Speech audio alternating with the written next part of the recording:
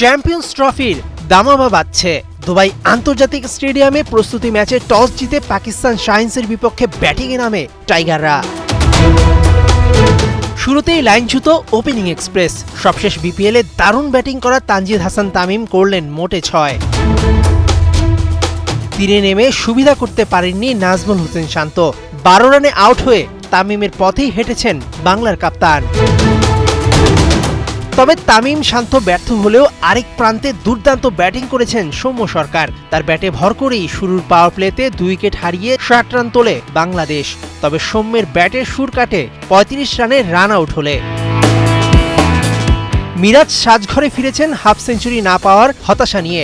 Innings সর্বোচ্চ 44 run এসেছে tiger অলরাউন্ডারের bat থেকে। মিডল অর্ডারে মুশফিক জাকের আলীদের রানের চাকা স্লিপ খেয়েছে। তাতে 150 ছোঁয়ার আগেই 7 উইকেট হারিয়ে দিশেহারা টাইগাররা।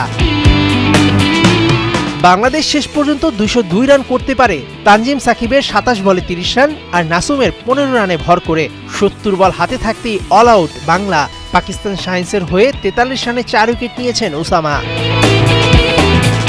203 রানের টার্গেটে ব্যাট করতে নেমে মিরাজ, নাহিদ রানা, তানজিম সাকিবরা উইকেট পেয়েছেন ঠিকই, তবে হার এড়াতে পারেননি। 2025 চ্যাম্পিয়ন্স ট্রফির শুরুর প্রস্তুতিটা ভালো হলো না। 20 ফেব্রুয়ারি দুবাইতে প্রথম ম্যাচে মাঠে নামবে টাইগাররা।